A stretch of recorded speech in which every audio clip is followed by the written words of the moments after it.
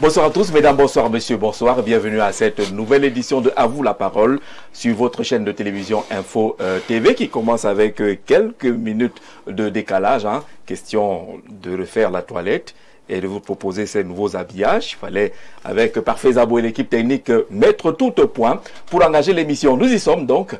Et ce soir, nous recevons l'un des acteurs les plus marquants de la présidentielle qui s'est achevée avec la prestation de serment du président Paul Biya. Pendant la campagne électorale, on l'aura suivi pratiquement sur tous les plateaux, sur toutes les chaînes de télévision et de radio. Il aura accompagné comme un soldat déchaîné le candidat Issa Tiroma Bakary, dont il était le porte-parole. Son visage est resté gravé dans les mémoires des Camerounais. Son ton, son attitude décryptée par plusieurs jusqu'à cette lettre de démission du 29 octobre dernier où il annonçait aux Camerounais qu'il démissionnait du FSNC, le parti de Issa Tiroma Bakary, véritable coup de tonnerre au moment où on attendait la dernière phase de cette élection présidentielle, notamment la prestation de serment.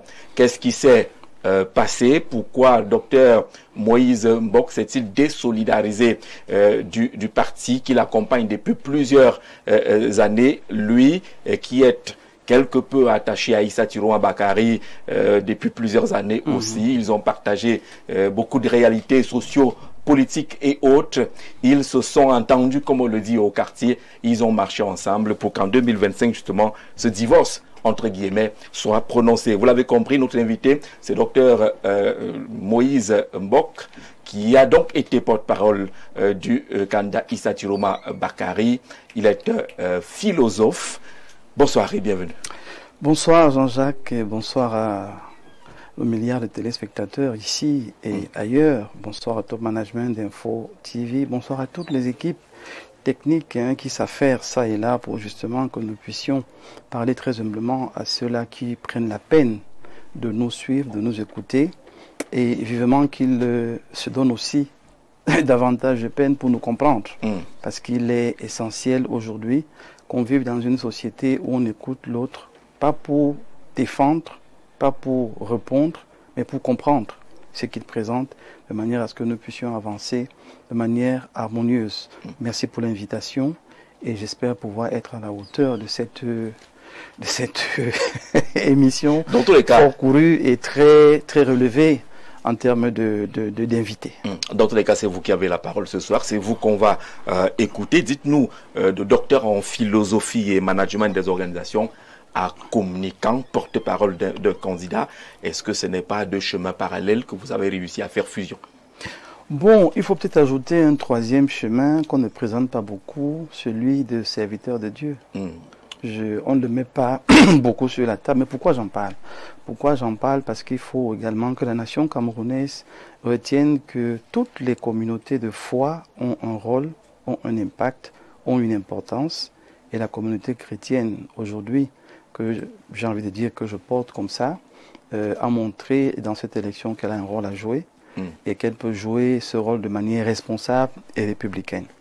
Donc, de philosophe à homme des médias, j'ai été au ministère de la Communication où j'ai beaucoup appris, à côté non seulement du ministre Issa Tiroma Bakary, mais naturellement de toute l'architecture, le SG, le professeur Félix Zogo, et naturellement toute l'architecture de la communication. S'il y a une chose que je sais faire, c'est je sais apprendre. Je sais me taire, je sais observer, je sais apprendre. Je me suis retrouvé à beaucoup apprendre et à aimer la communication. Maintenant, le volet de l'enfant de Dieu, du chrétien, ressort tout simplement parce que nous savons que notre pays a extrêmement besoin non seulement de paix, de tolérance, mais aussi d'un dialogue sain ou assaini. D'accord. Ce qui fait donc cette casquette-là, parce que je suis également doctorant en théologie, cette casquette-là m'a beaucoup aidé et m'a permis effectivement d'écouter les autres avec recul, avec respect, avec considération. Vous me donnez l'occasion de remercier toute cette communauté de foi, les pentecôtistes, les catholiques, les protestants, toute la grande famille chrétienne qui, je sais, m'ont porté en prière, avaient beaucoup de questions. Qu'est-ce que tu fais là-bas, chez lui? Il fallait tout le temps expliquer, amener les uns et les autres à entendre et à comprendre. Donc voilà, j'ai envie de dire pour sortir sur cette question-là, simplement que communiquer, c'est aussi ouvrir son cœur à ceux qui vous écoutent et naturellement aux autres. Et je n'ai pas eu beaucoup de peine à communiquer justement ou rentrer dans ce volet, non seulement parce que l'homme, Issa Tiroma, j'ai appris à le connaître, j'ai appris à le côtoyer, connaître même ses idéaux, connaître ses priorités, et ça n'a pas été très compliqué pour moi de le vanter dans les qualités et les valeurs qu'il sait aussi incarner. Ça, il faut le reconnaître, il faut l'apprécier. Une fois que j'ai remercié la communauté chrétienne, je veux le remercier, lui, de m'avoir donné cette opportunité d'être son porte-parole. Il y a quand même, ayant été Mincom, vous imaginez qu'il y a eu plusieurs journalistes qui sont venus, qui étaient autour de lui. Et s'il a jeté son dévolu sur moi, je ne peux que lui dire merci. Pourquoi il a fait, lui seul il sait. Et j'espère avoir été à la hauteur de la mission qui m'a été confiée. On parlera beaucoup de paix dans ce programme. Hier était jour de prestation de serment du président Paul Biya. Vous n'étiez pas au palais de l'Assemblée nationale, vous n'avez pas été invité? Non, je n'ai pas été invité et ça ne m'a pas posé plus de problèmes que ça. Parce que, mais si vous aviez été invité, vous seriez parti? Je ne sais pas si je serais parti, vous savez, c'est des réalités différentes. On a dit qu'on se parlait en vérité, là, c'est des réalités différentes. Quand vous n'avez pas le billet, vous avez une attitude. Quand vous l'avez, vous avez une autre. Mais en républicain, peut-être, si j'avais eu le billet, je serais venu. Mais je ne pense pas que j'allais y aller aisément et facilement parce qu'il y a encore des bisbilles qu'il faut pouvoir régler et gérer. Et j'espère que ça va se régler très rapidement pour que nous puissions évoluer en tant que nation dans ce que le ministre Tiroma lui-même a toujours rappelé, que nous sommes usufruitieux de cette nation et tous les Camerounais doivent pouvoir bénéficier de tout ce que le Cameroun offre. Donc voilà. Vous n'avez pas hésité parce que sur les réseaux sociaux et autres, on vous aurait traité, on le fait déjà, de traître si vous étiez retrouvé au palais de l'Assemblée nationale. Bon, vous savez, ceux qui ne vous connaissent pas et qui portent des jugements ne doivent pas non plus être condamnés. Parce que parfois, c'est des avis à distance. Il faut pouvoir prendre du recul pour comprendre les jugements des uns et des autres. Par contre, il gagnerait à savoir écouter. C'est pour ça que j'ai parlé d'écoute tout à l'heure. Parce qu'il y a une chose de dire tel est un traître, et une autre de connaître la vérité. Quand vous avez la vérité, votre logique, votre approche peut changer. Peut. Parce qu'il y en a qui sont radicaux dans leur position, peu importe vos explications. Si vous ont déjà catalogué, vont vous garder dans ce registre-là. Donc je n'aurais pas ici la prétention de vouloir convaincre tout le monde. Non. Mais ceux qui vont écouter pour comprendre, ceux qui ont vu l'engagement que j'ai mis à cette affaire, ceux qui ont vu la fougue que j'ai mis dans cette affaire, ceux qui ont vu le sérieux que j'ai mis dans cette affaire, devraient peut-être prendre un peu de recul et se dire s'il a mis toute cette énergie pour venir laisser tomber aujourd'hui, c'est qu'il y a forcément une raison importante. Et c'est peut-être sur ça qu'il faut aller. Mais non, la raison d'abord importante pour qui, Jean-Jacques, c'est là qu'il faut parfois dire les choses. Elle devrait d'abord m'arranger moi. Absolument. Parce qu'il y a un seul président dans un parti politique. Il est en place. C'est pas le président qu'on a enlevé. C'est un des éléments du parti qu'on a enlevé. Parce qu'en même temps, il ne faut pas se prendre la tête et se donner une valeur ou une importance que nous n'avons pas. Un porte-parole dans un parti politique est un commissionnaire. Ce n'est qu'un commissionnaire. Et il fait des commissions qu'on lui donne. Maintenant, il peut avoir cette faveur des téléspectateurs, des auditeurs, des votants. Il peut avoir cette faveur et être considéré comme quelqu'un d'important. Mais moi, je ne me suis jamais considéré comme tel. C'est pour ça qu'on me retire la parole. Je n'en fais pas un problème particulier. Je me dis même que c'est la fin de la campagne. Et qu'est-ce qui expliquerait qu'on continue à communiquer comme on a communiqué pendant la campagne. Donc au fond, ça ne m'a posé aucun problème parce que je ne me suis pas pris pour ce que je n'étais pas. J'étais un commissionnaire, quelqu'un qui faisait le travail avec beaucoup d'engagement, beaucoup de passion, mais qui sait reconnaître que dans un parti politique, il y a une hiérarchie. Et je rappelle simplement pour sortir que la hiérarchie a le droit de vous mettre et de vous démettre. D'accord. Alors, vous avez quand même vu que Issa Tiroma Bakari était invité à la cérémonie d'hier. Quand vous avez vu ce billet sur les réseaux sociaux, je ne sais pas si vous l'avez vu physiquement, quelle a été votre réaction? Vous vous êtes dit, le pays doit continuer à avancer, ou alors ça friserait un peu de la provocation? Je ne pense pas que ce soit de la provocation. Je crois que c'est une attitude républicaine, il n'est pas le seul. avoir été invités. Je crois que les 11 autres ont été invités et naturellement les autres corps sociaux. Je ne pense pas que ce soit de la provocation. Vous savez, à un moment donné, même quand on a les griefs, il y a des événements, il y a des étapes qui appellent urgemment au bon sens, qui appellent urgemment au recul et aux bonnes actions. Et une fois de plus, à ce niveau de la République, il au pluriel, les 11, sont libres de venir ou de ne pas venir. Ça ne devrait pas être vu comme une défiance. Ce serait quoi le bon sens ou la bonne attitude? La bonne attitude, ce serait soit venir, soit se faire représenter. C'est-à-dire qu'on peut ne pas venir pour dire que on n'est pas d'accord avec ce qui se passe, on se fait représenter parce qu'on est républicain. Mais le troisième choix est également libre. On peut ne pas venir, c'est toujours un message, c'est une communication. C'est sur ce genre d'attitude que je vais mettre de l'accent aujourd'hui pour que les Camerounais comprennent bien que quand on parle de démocratie, on parle de divergences d'opinion, même au sein du même parti, qui doivent être respectées. On parle de divergences d'approche, de logique, même parfois des goûts et des couleurs. Et vous savez que les goûts et les couleurs ne se discutent pas. Voilà. Alors, si dans un parti politique, on estime que la couleur c'est le jaune, et que moi je n'aborde pas le jaune, j'aime pas le jaune, mais je garde l'idéologie du parti en mettant le bleu ou le rouge, tant que l'idéologie est gardée, c'est la chose la plus importante qu'il faut prendre en compte. J'ai l'impression, et je le dis pour le déplorer, qu'au Cameroun, on aime mettre l'accent sur les choses superfétatoires, mais vraiment ultra périphériques, et on refuse de mettre l'accent sur l'essentiel. Mais il y a quand même des signes, il y a quand même des symboles, des signes qu'il faut pouvoir lire. Ceux qui sont venus à la cérémonie de prestation de serment, parmi les 11 autres candidats, naturellement, on a tout dit de traître, pion du régime, il roulait justement. Est-ce que ce n'est pas une question de culture politique qui semble beaucoup manquer au Cameroun? Exactement. Et je crois que là, vous avez touché le nœud du problème. On a un sérieux problème de culture politique. Et vous savez que je suis un grand adepte du dialogue social. Et dans le dialogue social, je pense que le jour où on va accéder dans cette nation, et c'est vraiment une supplication que je fais à ceux qui sont au pouvoir aujourd'hui, c'est eux maintenant qui sont au pouvoir, ceux qui sont au pouvoir, il faut insister sur le dialogue social qui est en fait une forme d'éducation citoyenne dans sa globalité et politique de manière plus spécifique. Politique parce que les Camerounais doivent comprendre que la politique ce n'est pas une activité ou alors ce n'est pas juste une élection ou les élections.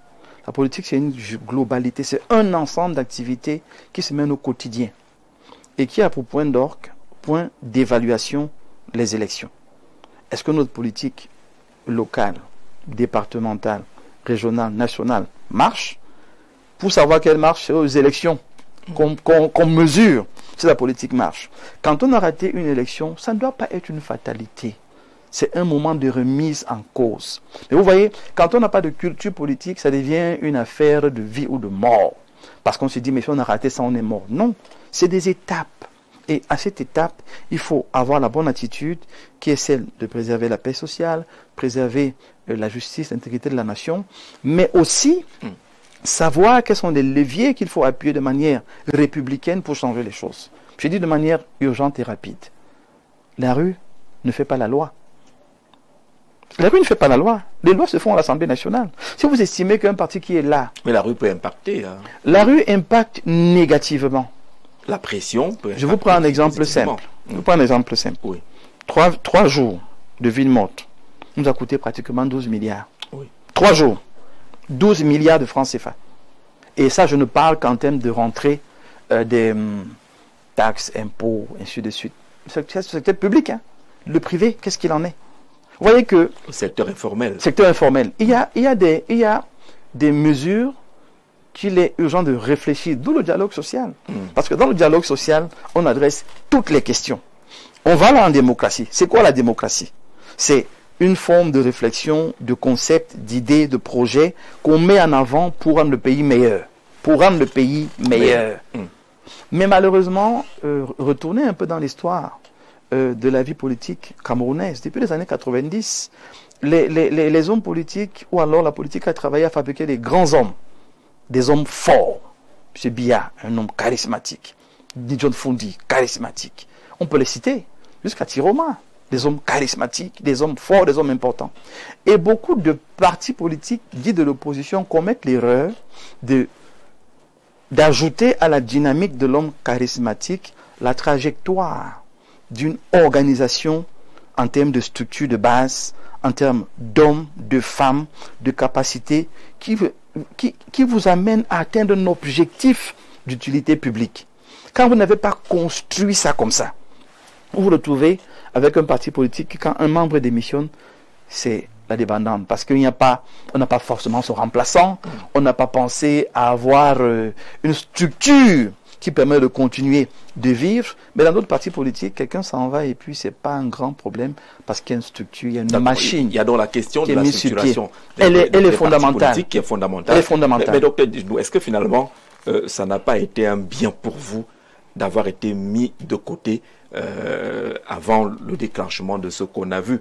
Est-ce que si vous avez été maintenu porte-parole du candidat Issa Chiroma Bakary, vous aurez pu assumer la communication lorsqu'elle appelait à des marches, par exemple, lorsqu'elle appelait à des manifestations et qu'elle contestait les résultats? Vous voyez, la raison pour laquelle j'ai pris la peine de rappeler que je suis aussi un homme de Dieu, c'était pour ça. Parce que mes positions, elles sont connues dans le parti. Ils le savent. Et mes prises de position sur les plateaux de télévision, je défendais mon candidat, je défendais son projet, mais dans la République, pas en dehors de la République. Dans la République. Et ça, ils l'ont compris. C'est pour ça qu'on m'a enlevé la parole. Parce que je n'étais pas dans une logique de salir quiconque, de noyer quiconque ou de démontrer que tel est plus beau qu'un autre. Je ne suis pas dans une logique d'un homme fort. Barack Obama suggérait aux Africains d'avoir des institutions fortes. Oui. Mon but est de suggérer aux hommes politiques d'avoir des structures fortes, de manière à ce que le parti politique vit depuis la base. Parce que ça commence à la base avec les élus locaux, l'hémicycle, le gouvernement et puis la présidence. Mais c'est toute une structure qui vous permet, comme le grand parti par exemple, d'avoir un candidat qui n'est pas obligé d'aller partout pour faire campagne. Parce qu'il y a des gens qui sont partout. Vous avez vu que tous les autres étaient obligés. Parce qu'il y a des endroits où il faut aller se faire connaître. Il y a des endroits où on va voir pour la première fois. Mais eux là, ils ont leur pagne, ils ont leurs réfugiés, ils ont les grosses photos, ils ont les photos. Donc on voit leurs gens partout, on voit leurs personnes partout. Alors, ça veut dire que vous n'aurez jamais porté le discours de ville morte par exemple? Jamais. Je l'aurais jamais. C'est pour ça qu'on m'a enlevé la parole. Oui. Parce que vous vous souvenez que le dernier jour, j'ai rappelé, moi je l'ai dit sur les plateaux de télévision, que mon président, quand on a commencé cette aventure, j'ai pris la peine de lui poser un ensemble de questions. Première question, où est-ce qu'on va? On va pour remporter la présidence. Ok, ça c'est le plan A. Le plan B, c'est qu'on peut être deuxième, on peut être troisième, on peut être 12e, mais bon, moi j'étais sur deuxième. On peut être deuxième. Et mon président me dit oui, le deuxième c'est excellent. C'est quoi? C'est 2 mois. Donc si en 2 mois on peut se battre, être deuxième c'est excellent. Alors je dis ok, deuxième c'est bon. On fait quoi? Il me l'a dit, on accepte la vérité des urnes. Mais quand quelqu'un vous rassure comme ça, vous allez dans un combat où vous savez que vous combattez dans la légalité, dans le cadre républicain. Il me l'a dit. J'ai posé la question plusieurs fois. Quelle est la façon de communiquer? Moi, je pense qu'on doit mettre plus d'accent sur le projet de société que nous portons. Un peu sur vous. Vous êtes connus déjà. On vous connaît.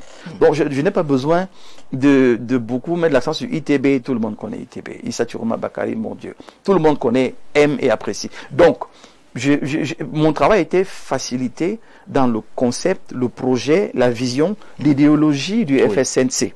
Voilà ce que je portais. Et il m'a accompagné dans la plupart de ces émissions. Parce qu'avant d'aller à une émission, on échangeait. Naturellement. Il me disait, bon, vous dites ceci, vous dites cela. Moi, voilà ce que je pense, voilà comment je vois les choses. Donc, je vais dans ce chantier en ayant l'assurance que mon président m'a dit, nous sommes républicains et nous restons républicains. Les messages que les gens passent maintenant, là, de son 2018, on a révisité quelques-uns de ces messages, où on rappelle bien les réalités du pays.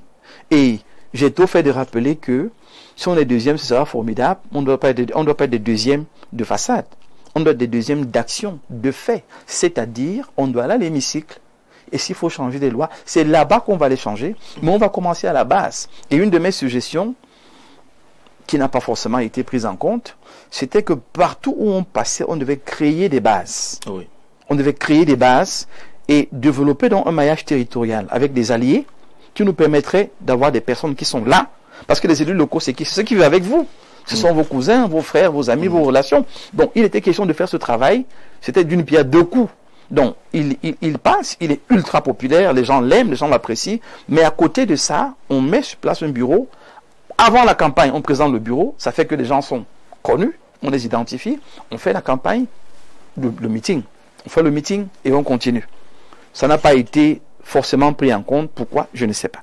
Mais ce n'était qu'une suggestion. D'accord. Et une fois de plus, son droit de ne pas prendre. Vous partez donc à cette élection-là en républicain, en se disant que, au pire des cas, vous seriez deuxième, oui, dans le respect des lois de la République. Mais le glissement, il sort d'où?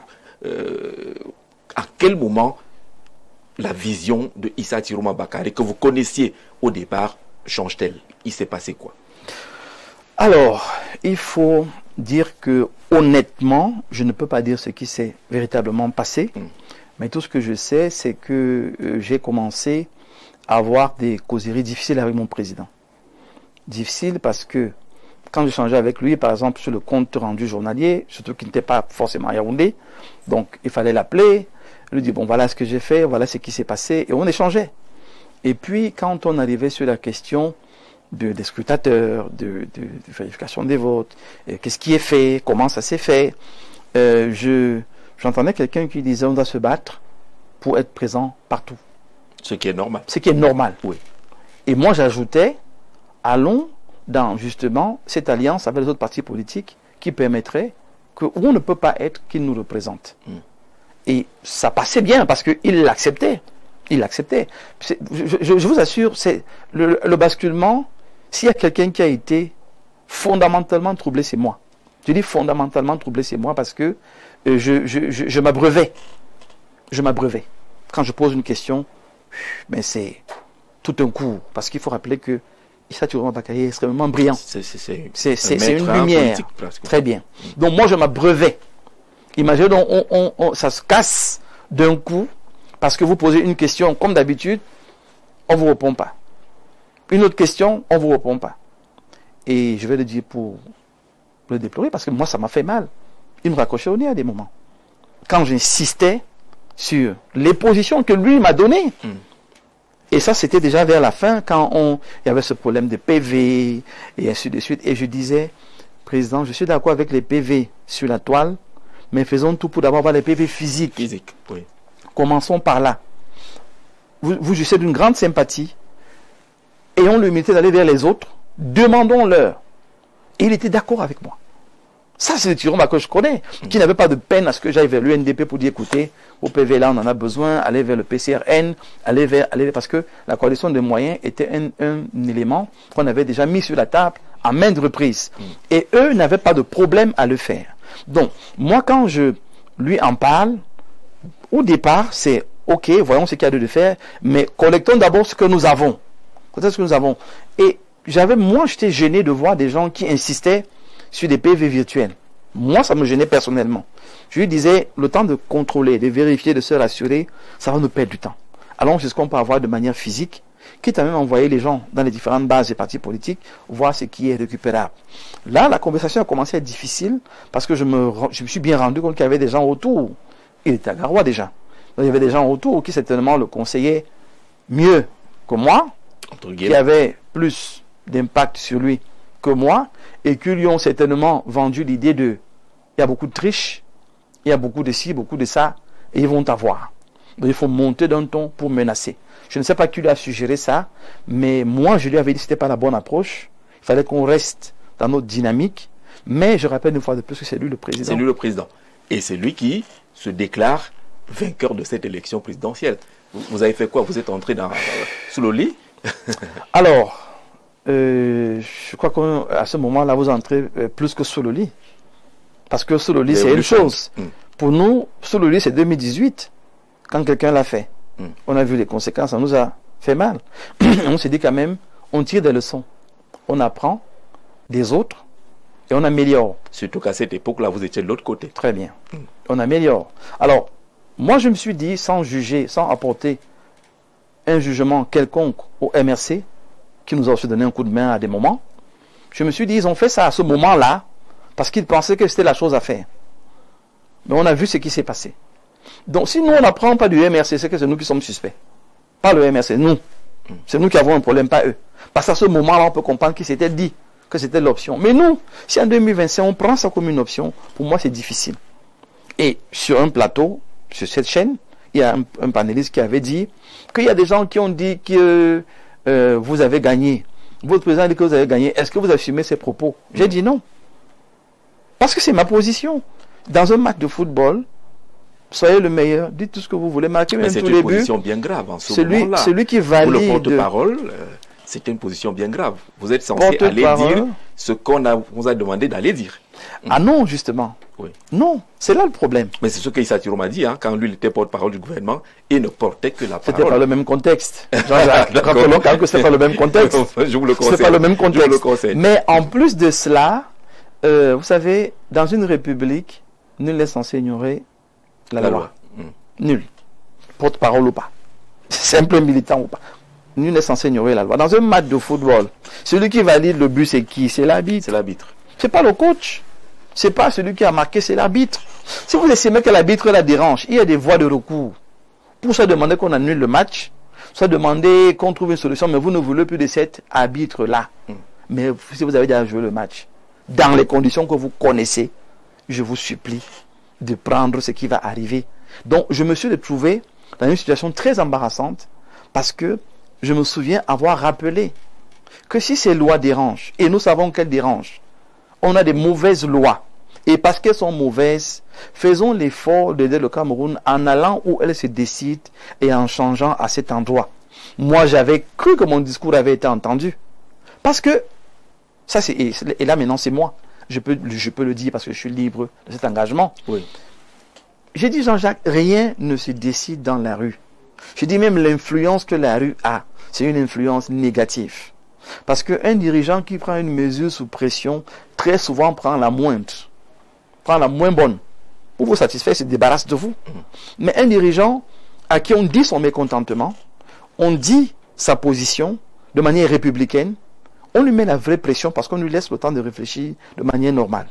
Quand l'affaire des marches arrive et que je constate que mon président a décidé qu'il y ait marche, je dis, président, permettez-moi d'organiser les marches de manière républicaine. C'est-à-dire, il faut que les marches soient encadrées. Oui. On part d'un point à un autre. Il y a une heure de départ, une heure de fin. Et il y a deux barrières de sécurité. La première barrière, c'est une sécurité privée. Nos frères en jaune, là, ils font la barrière de sécurité. Donc, les marcheurs partent d'un point à un autre. Ils sont encadrés par les gars en jaune. La deuxième barrière, c'est la police. Si vous sortez des gars en jaune, on vous prend. Vous n'êtes pas marcheur. Vous êtes quelqu'un d'autre. Oui. Voilà ce que moi j'ai suggéré.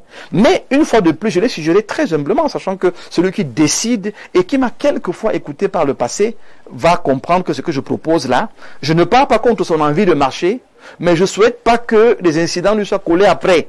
C'est cette sincérité que je veux que les Camerounais comprennent. C'est que j'ai toujours été dans une dynamique de protéger mon président, dans une dynamique de lui suggérer ce qui le rendrait non seulement lui meilleur, mais la nation également. Un parti politique doit vivre. Je voyais le parti politique. Je ne voulais pas qu'on commette des erreurs qui peuvent nous être préjudiciables.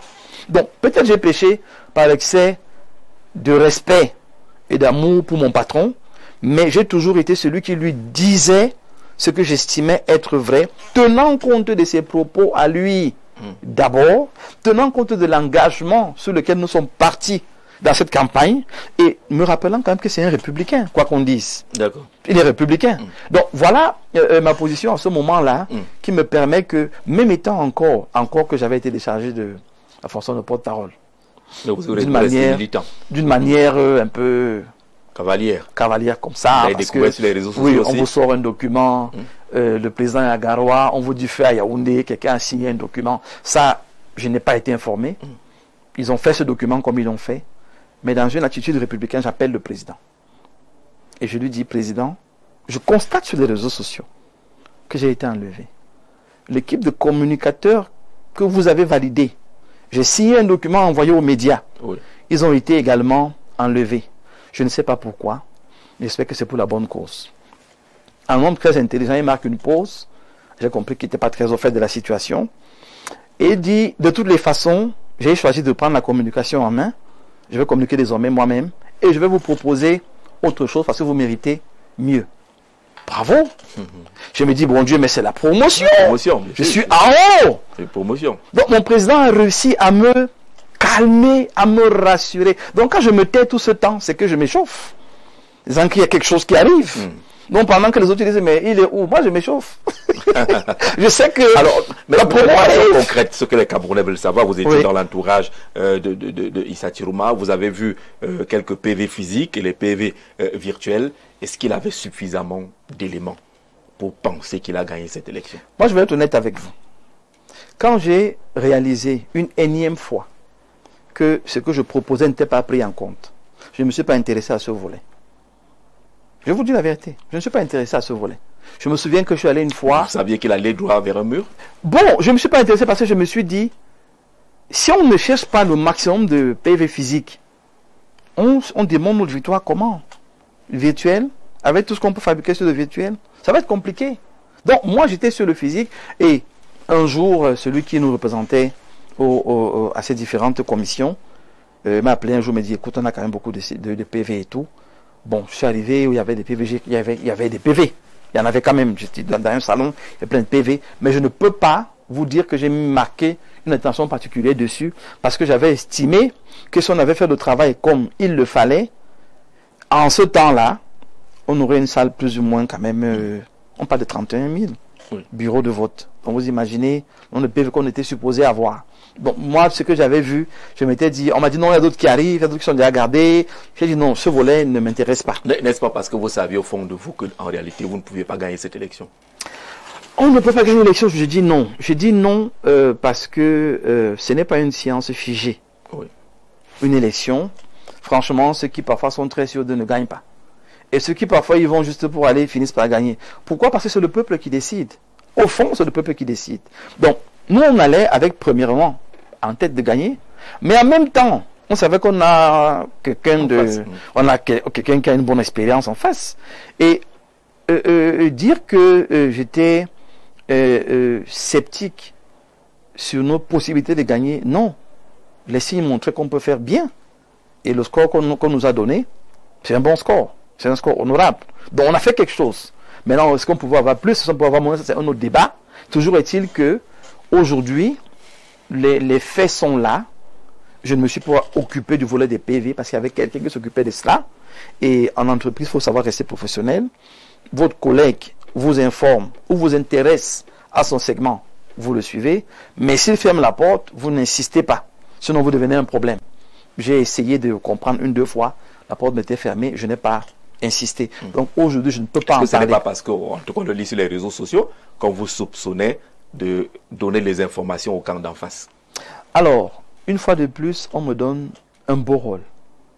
Un très beau rôle. Mais je rappelle que le RDPC n'a pas besoin de ça.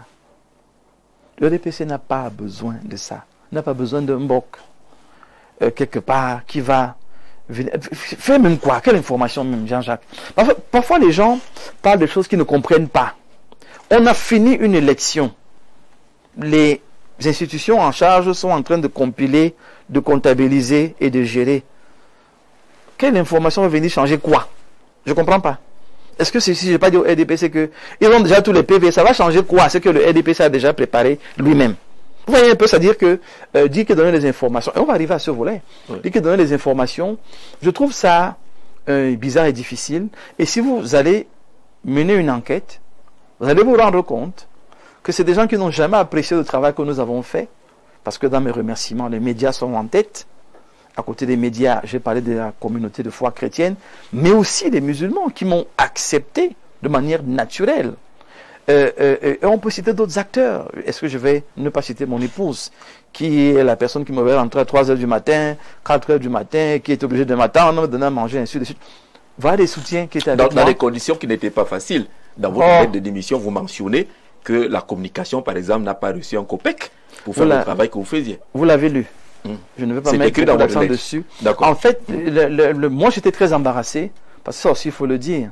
J'ai adressé ma lettre à mon président suite à un échange où je lui dis je ne suis pas content de ce qui se passe. Je ne suis pas d'accord avec ces vies mortes. Vous avez vu le nombre de morts, pas 10 ou 12 morts. Les gens sont arrêtés. On est pratiquement à 1000 personnes arrêtées, ainsi de suite. Mais c'est des jeunes qui ont cru en vous. qui sont venus vers vous pour entrer en politique, s'intéresser en politique, vouloir s'émanciper, se développer. Ils sont venus avec de bonnes intentions. Maintenant qu'on les arrête là, qu'est-ce qu'on fait pour les aider? Parce que si on continue dans cette affaire de vides montes là, on va arrêter davantage de personnes. Et vous connaissez le régime. Ce n'est pas des enfants de cœur. Oui. Il faut le dire. Ah, il y a Monsieur Biya, qui est bien placé pour connaître très le bien. régime. Monsieur Biya, c'est no pressure. Monsieur Biya n'a pas de pression. Montez, vous descendez, vous ne mettrez jamais la pression. Et ici, il y a une personne qui le sait très bien, c'est Monsieur Issa Chiroma Bakari. Le Minat là, vous lui mettez la pression. On peut citer. Même le ministre Sadi qui vous semble calme, il ne parle pas là. On peut lui mettre la pression. Citez-moi un seul ministre de ce gouvernement à qui on peut mettre la pression. Les gars sont froids. C'est des murs. Et je savais que le combat, c'est un combat compliqué. Mais compliqué pour qui? C'est là que les Camerounais doivent me comprendre. Je le voyais compliqué pour cette jeunesse qui est enfermée aujourd'hui. Je le voyais compliqué pour ces hommes et ces femmes qui ont cru à un projet politique, qui sont venus pour ce projet politique et de manière juste ou injuste, sont embastillés. Maintenant, on sait que ce gouvernement est inflexible. On sait qu'il est rigide. Qu'est-ce qu'on devrait faire à ce moment-là? Je dis donc que l'escalade, non. Je ne vous suis pas dans l'escalade. Parce que moi, dans ma tête, je vois autre chose. Quand on voit l'architecture du parti FSNC, Jean-Jacques, je prends tous les Camerounais à témoin. Quand vous avez laissé Issa Chiroma Bakari, il y a qui d'autre? C'est sur moi qu'on tombe. Pourquoi on tombe sur moi? J'ai des camarades. Surtout que sur le chemin, il y a un secrétaire général qui est parti aussi. Bon. Oui. Il y a des camarades. Il y a des gens, mais on ne les connaît pas. C'est moi qu'on connaît. Les numéros de téléphone sont partout. Quand une épouse vous appelle, il dit, mon mari m'a dit qu'il est venu dans le parti là parce qu'il t'a entendu parler. Il a cru à ce que tu as dit. Maintenant, il est enfermé. J'ai pas à manger pour les enfants. J'ai pas. Quand vous avez ce genre de message, vous avez ce genre de pression, vous la ramenez à votre président. Et il semble ne pas donner une oreille favorable à cette chose-là. Je dis simple. Je ne vais pas être péremptoire. Simple. Parce qu'il y a d'autres pressions aussi qu'il gère. Ça vous met mal à l'aise. Vous lui demandez donc la possibilité de régler le problème. Et il vous dit oui. Et il vous dit oui. Mais revenons à la lettre. Quand je donne ma position, il me dit il y a d'autres camarades, il y a d'autres personnes dans le parti, vous n'êtes pas seul. Comme vous n'êtes pas ici pour exprimer votre malaise, il faut écrire.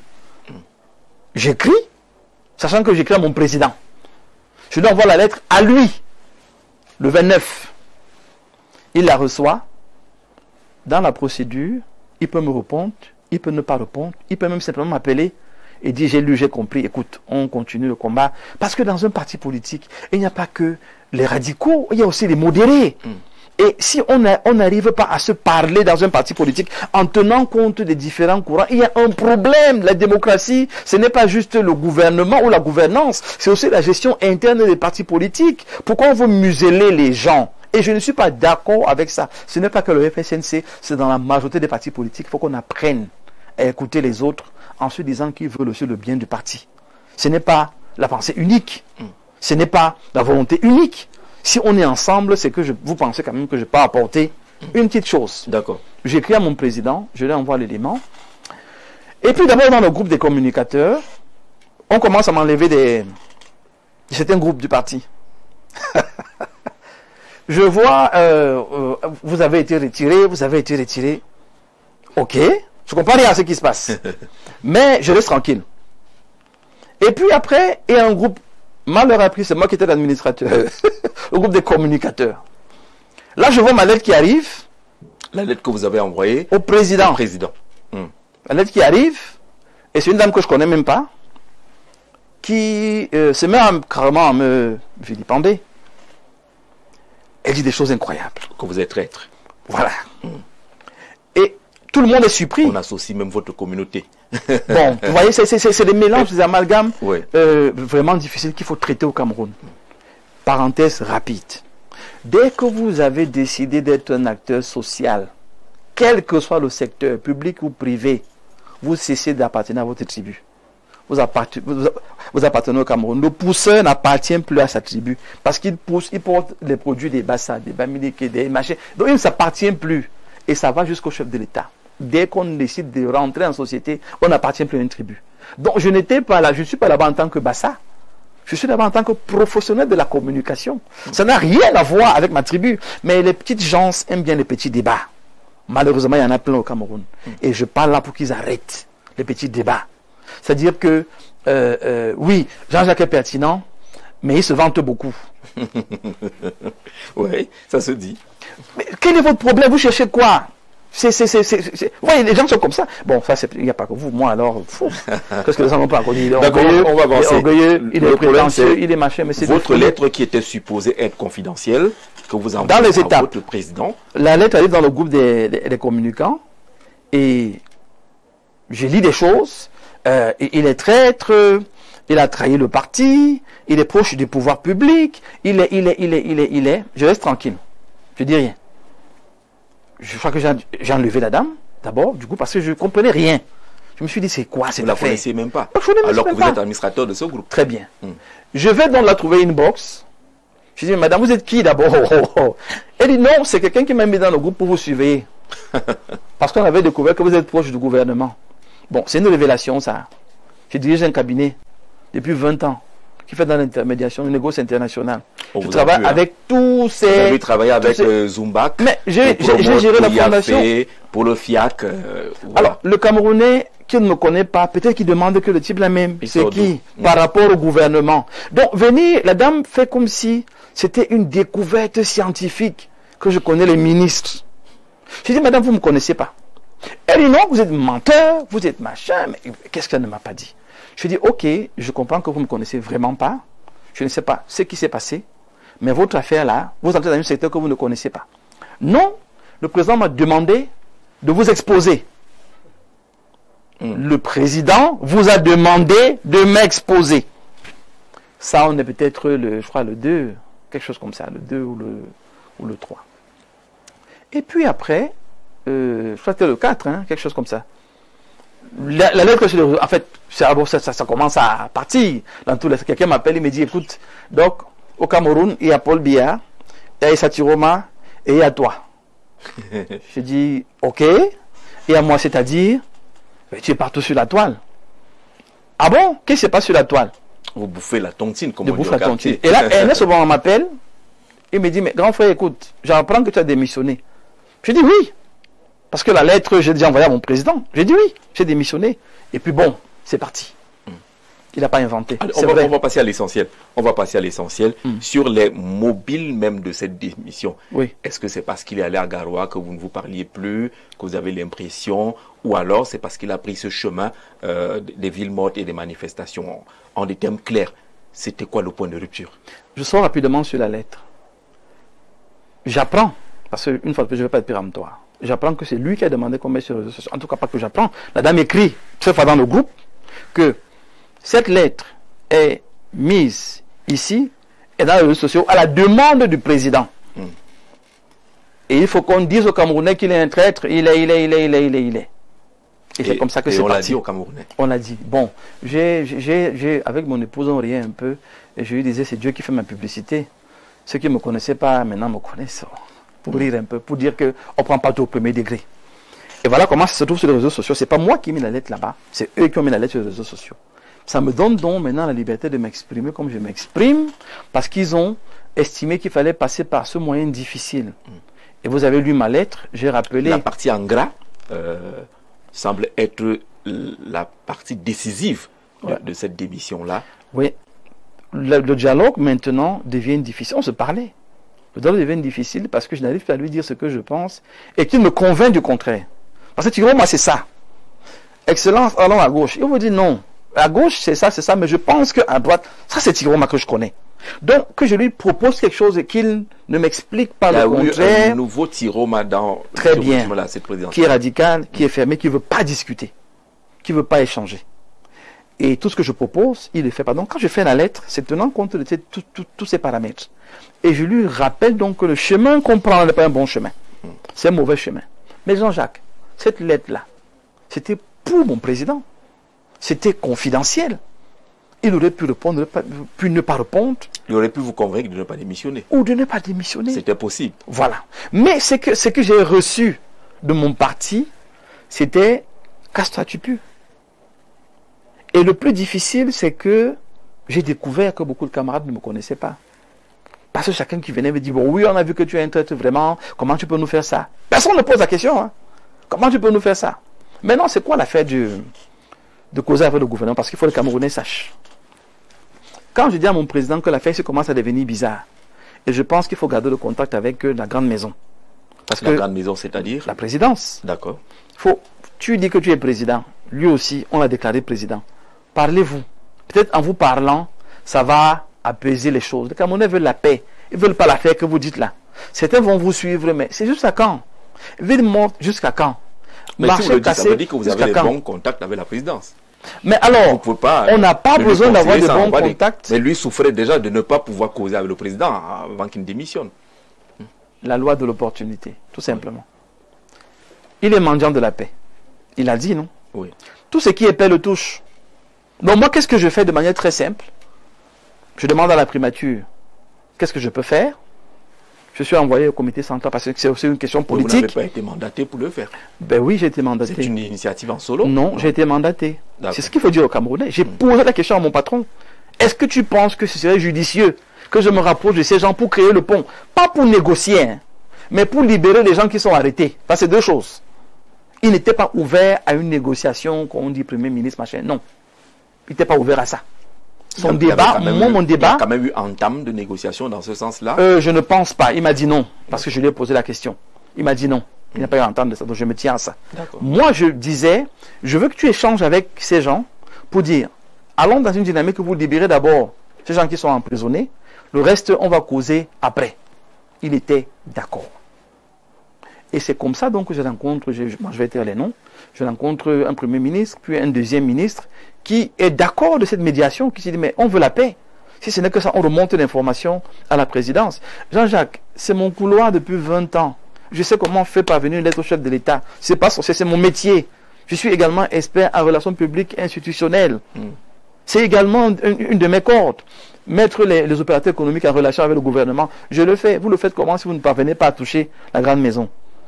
C'est des portes qui sont ouvertes. J'ai des couloirs que je maîtrise. Oui. Et c'était le fait ministre. Au profit de la paix. Au profit de la paix. Oui. Très bien dit. Au profit de la paix. Et il n'y avait aucun intérêt autre. Profit de la paix. Parce que ces gens déjà rencontrent depuis. J'ai toujours dit que depuis 20 ans là, quand il y avait un promote du Premier ministre, les gens ont vu le dernier promote, chef de SGPR, non? J'ai eu quoi? Donc c'est maintenant que je vais avoir quelque chose où je vais venir demander que... Non, c'est des grands frères qui m'aiment, qui peuvent me rendre un service avec une signature, mais j'ai compris que je ne peux pas leur demander quelque chose et ils me donnent facilement. Je l'ai compris et je l'ai respecté. Du coup, je ne les vois pas dans cette logique d'aller vers eux pour demander, pour saisir. Ils ont voulu me faire passer pour un opportuniste. Un gars qui a trouvé une faille et il a foncé. Non. Je rencontre ces autorités depuis longtemps. C'est un de ces ministres, c'est le président Tiroma qui me les a fait rencontrer. Donc, s'il y a quelqu'un qui ne doit pas être surpris que je rencontre les ministres, c'est lui. Mais bizarrement, je suis devenu le traître. Parce que je veux faire libérer ces gens. Parce que je veux créer un dialogue entre lui et son patron, ou le chef de l'État.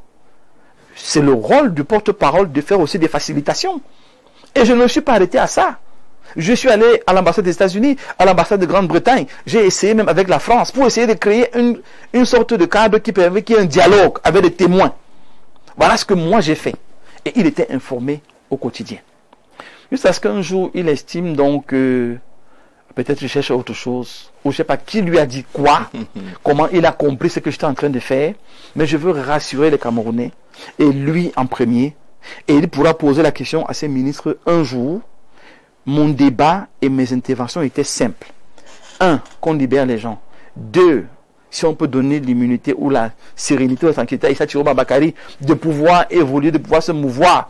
Créons un cadre de dialogue. Il n'a jamais été question de rien d'autre après. D'accord. Quelques questions de téléspectateurs. Bonsoir Gigi, très belle émission. 2 questions à ton invité. Où est passé son président Issa Tiroma Bakary? Je rappelle qu'il a démissionné, mais est-ce que vous savez où se trouve Issa Tiroma Bakary? Non, vous savez qu'en même temps, on a dit que je cherchais des informations pour communiquer. Donc, du coup, j'ai préféré rester à distance. Vous n'en cherchez même pas? Non, non, du tout. Du tout. Quelqu'un m'a envoyé une information ce matin pour dire qu'on l'a amené au Nigeria. J'ai dit que, s'il vous plaît, ne m'amenez plus dans le sujet là. Donc vous avez quand même gardé quelques contacts à l'intérieur qui peuvent vous donner l'information, non? Dans ma lettre, j'ai rappelé que la relation politique s'arrête. Il reste mon papa. Il est comme un papa pour moi. Quand mon papa décède, il participe à l'enterrer. Vous avez les contacts des membres de la famille. Oui, mais je n'appelle personne. Je n'appelle personne. Même la fille de Tiroma, vous avez j'ai tous ces contacts, je n'appelle personne. Oui. Tout simplement parce que la fille a participé à cela. Parce que la fameuse dame me dit, papa a envoyé à la fille, et c'est la fille qui a dit que voilà ce qu'il faut faire. Les influenceurs, c'est la même chose. Certains, je parle avec eux. Malheureusement pour eux, ils oublient que certains, c'est moi qui ai donné le contact pour échanger avec eux. Bon, j'ai posé la question à certains qui m'ont dit... ils m'ont dit... Non, je dis de manière simple. Ils m'ont dit, donc, quand on lit ta lettre là, quand on lit ta lettre là, celui qui a publié, c'est bête. Parce que ça descend le parti. Donc nous, on mange notre argent. Et on sait que ça te couvre. Pour celui qui veut comprendre, il sait que cette lettre... Vous avez donné beaucoup d'argent aux influenceurs alors. Ils ont donné. Moi, j'ai dit que si... Vous étiez encore là. Si même dans ma com, je n'ai pas eu l'argent, je sais que l'argent passait où. Mais vous savez qu'on en a donné? Je ne sais pas. Je préfère ne pas parler de ce que... Ils mangent leur argent. Mais c'est sur mon dos qu'ils ont bien mangé quand même. Parce que je crois qu'ils ont eu beaucoup de publications où on a dit des choses compliquées, complexes, mais que je voudrais expliquer de manière très simple aujourd'hui. Je me suis approché du gouvernement pour les jeunes qu'on a arrêtés, approché du gouvernement pour qu'il y ait un dialogue entre Issa Tiroma Bakary et les gouvernants. Maintenant, si c'était une erreur, je demande pardon. D'accord. La première question donc du téléspectateur, c'était de savoir si je ne sais pas vous avez une information, vous ne savez rien, vous avez appris comme les autres, comme ça, qu'il serait au Nigeria, ainsi de suite. Comment l'invité entrevoit-il son avenir politique après sa démission du FSNC? Est-ce que vous restez en politique? Est-ce que votre avenir c'est quoi? On peut vous retrouver dans une autre formation politique ou bien vous allez créer votre parti? Puisque vous avez là suffisamment de visibilité, Moïse Mbok, aujourd'hui on vous a classé parmi les 3 hommes politiques qu'on évoque le plus. Ça peut donner des idées. C'est un honneur. Oui, ça donne des idées, ça c'est clair. Maintenant, nous sommes dans un contexte où les Camerounais ont choisi d'être très pinailleurs comme ça, soupçonner tout et rien. Et finalement, on finit par ne plus s'en sortir. Si une chose est sûre, c'est que je reste en politique. Ça, c'est sûr. Maintenant, je reste en politique. Pourquoi? C'est pour vraiment tracer un autre sillon.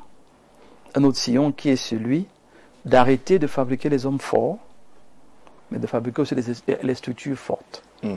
Et si je trouve un parti politique qui rentre dans cette dynamique, pourquoi pas? D'accord. Mais si je peux créer le mien également, je vais consulter. J'ai des conseils, j'ai des personnes vers qui je vais aller. Et je pense qu'avec tout ce que j'ai appris, j'ai apporté à ma nation.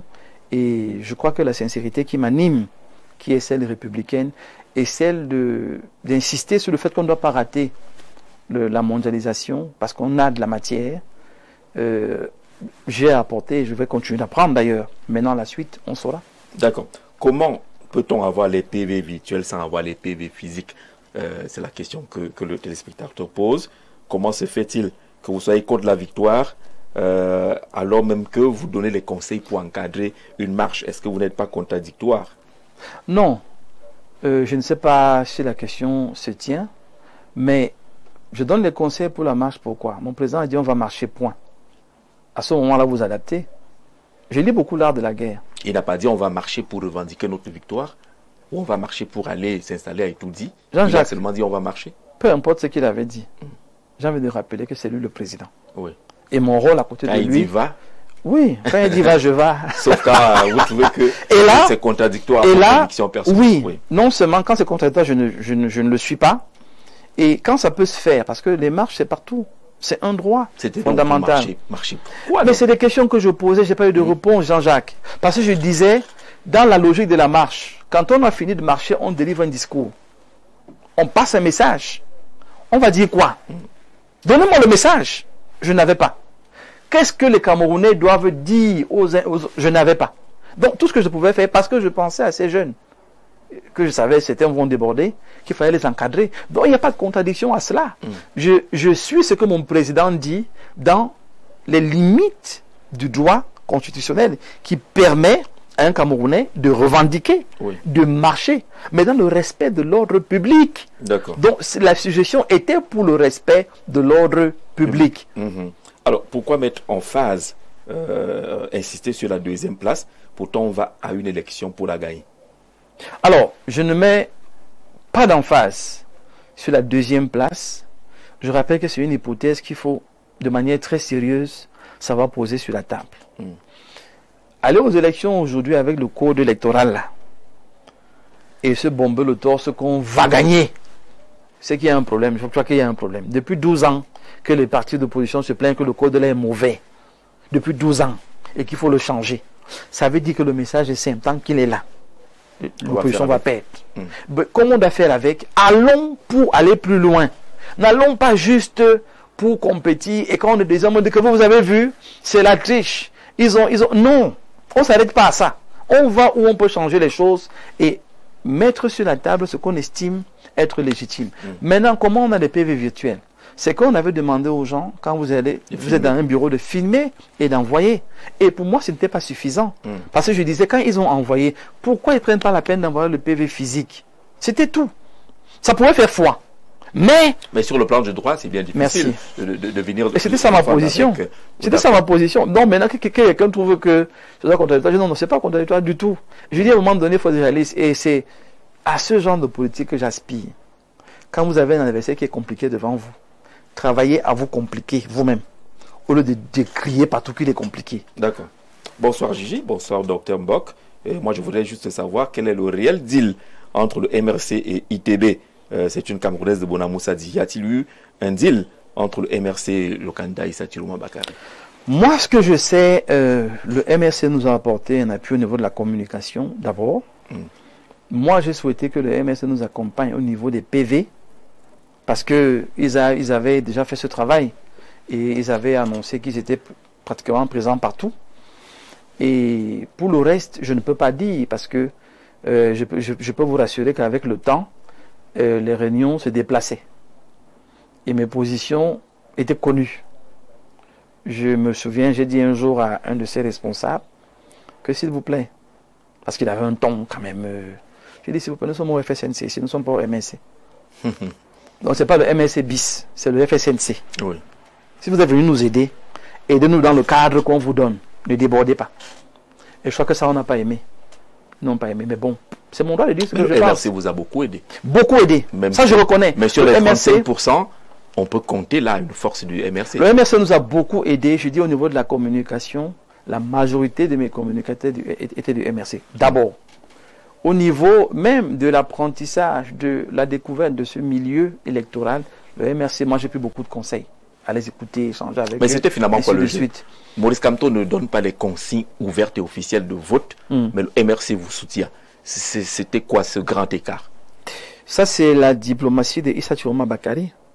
Comment elle a réussi à le faire, lui seul il sait. Mais tout ce que je sais, c'est qu'on voyait comment chaque jour, il y avait un rapprochement, les gens venaient, ça courait. Ça, il faut saluer l'homme politique d'un niveau relevé qu'il est. Ça, et c'est pour ça que quand les gens disent ce qu'ils disent, ils ont un intérêt qu'ils ne comprennent pas. Je suis fâché contre mon père, c'est un détail. Qui n'a jamais été fâché contre son père? Nous tous, on a été fâchés contre nos parents. Moi, c'est que demain, on va se rencontrer. Et quand on se fâche contre son père, ça se gère en famille. Comme le linge. La lettre, elle a été en famille. Comme le linge sale. Vous ne pouviez pas prendre l'avion, aller à Garoua aussi? Bon, si j'avais les moyens de le faire, j'allais le faire. Suivez mon regard. D'accord. mais lorsque vous parlez de ce soutien du MRC, l'analyse peut laisser croire que sans le MRC, par exemple, en 2026, lors des élections locales, si le FSNC est là, ça va être difficile. Ne rêvons pas. Jean-Jacques, ne rêvons pas. Le MRC, ce n'est pas non plus des bleus en politique. Oui. Ils sont avec nous parce que le candidat n'était pas là. Ne rêvons pas. Disons-nous la vérité. Ils ont choisi de nous accompagner, d'exister, d'être présents, parce qu'ils savaient que d'une manière ou d'une autre, leur nom allait rester présent sur la scène politique. C'était une stratégie et qui a bien marché. Parce qu'aujourd'hui, quand on dit FSNC, on dit MRC, c'est devenu comme des jumeaux. C'était une stratégie. Il faut saluer MRC pour ça. C'est des stratèges. Ils ont reçu leur coup à rester présents. Ce qui fait donc qu'avec tout ce qui se passe, le MRC n'aura aucune peine à se présenter aux élections locales et évoluer. Parce que son nom est collé au FSNC. Oui. Le MRC pourra facilement dire, et c'est, prenez ça gratuitement, que mes amis, le FSNC n'a pas un candidat ici. et ils nous ont mandaté pour être le candidat consensuel. Vous allez être là pour discuter. Vous n'êtes pas là. Ils ont donc prendre tous les endroits où nous sommes absents. C'est de bonne guerre. Et je dis qu'ils ont été de bons stratèges.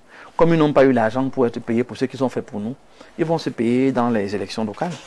On va prendre dans quelques secondes une respiration pour accueillir Nadège Yugen qui viendra vous poser d'autres questions. Elle a écouté, elle a lu, elle a recensé quelques questions et viendra partager avec nous sur le plateau. Très rapidement, bonsoir. Jean-Jacques, très belle émission, invité très pertinent dans ses explications qui nous fait comprendre beaucoup de choses ce soir et comprenons qu'il a été floué.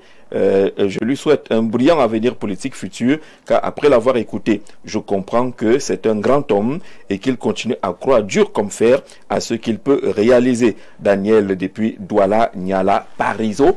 On vous salue là-bas. Petite respiration.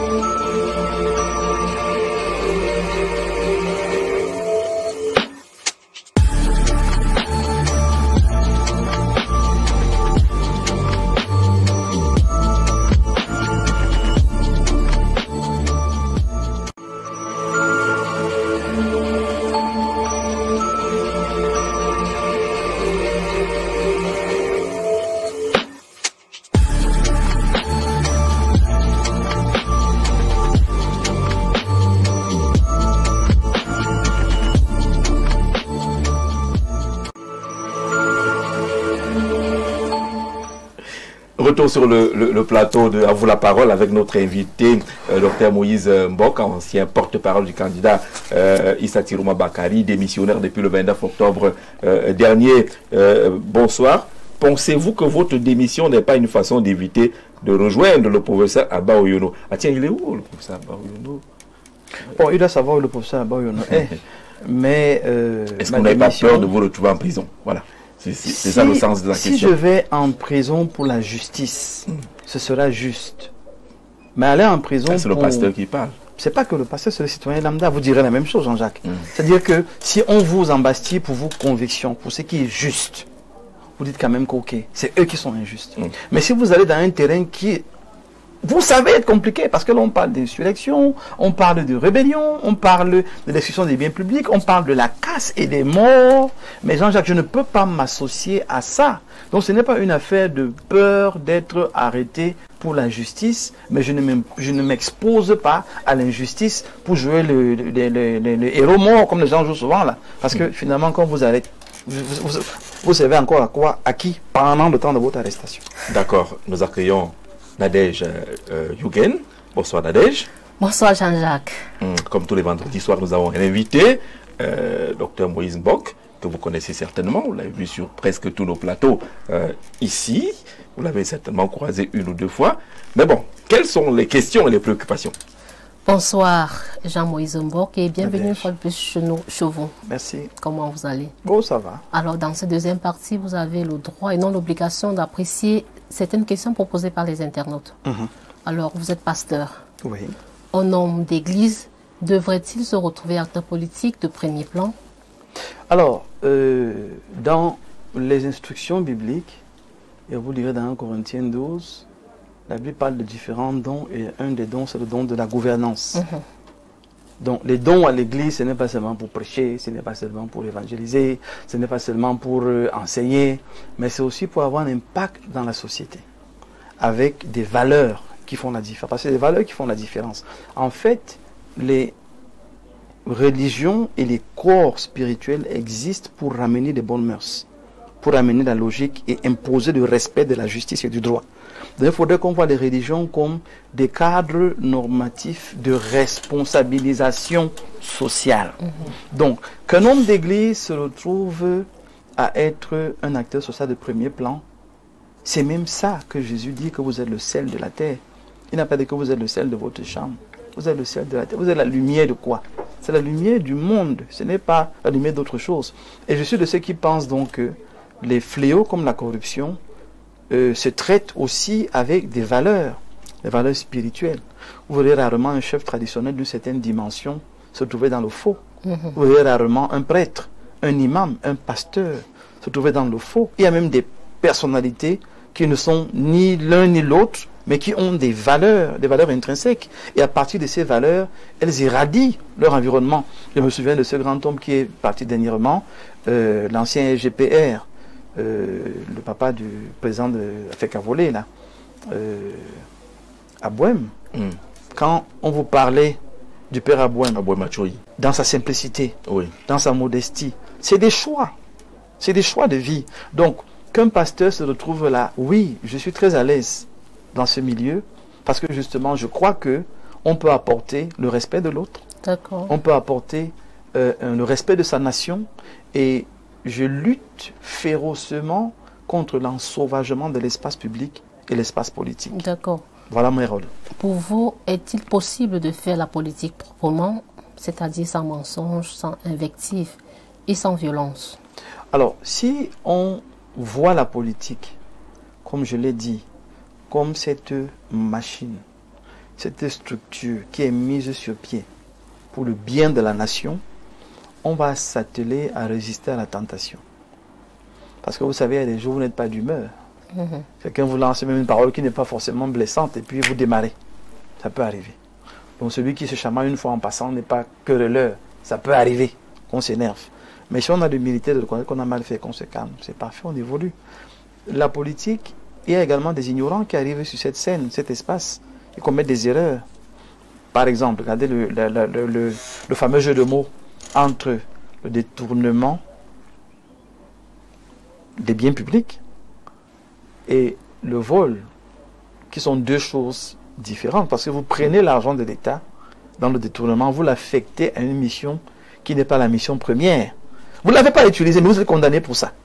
Quelqu'un qui va entendre qu'il a détourné va dire que, mais, oh là, il a détourné 100 millions, non, ça veut dire qu'il a 100 millions dans sa poche.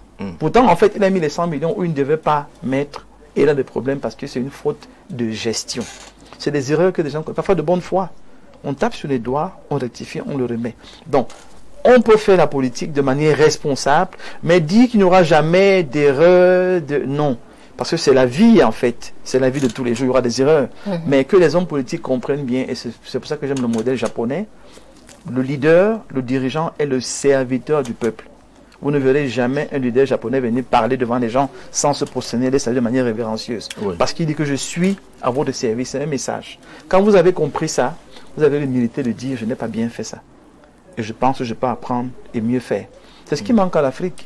Les pays qui se développent, ce n'est pas parce qu'ils ont deux têtes. C'est parce qu'ils ont des leaders politiques qui comprennent que je ne sais pas tout. Mais je m'entoure des gens qui savent tout.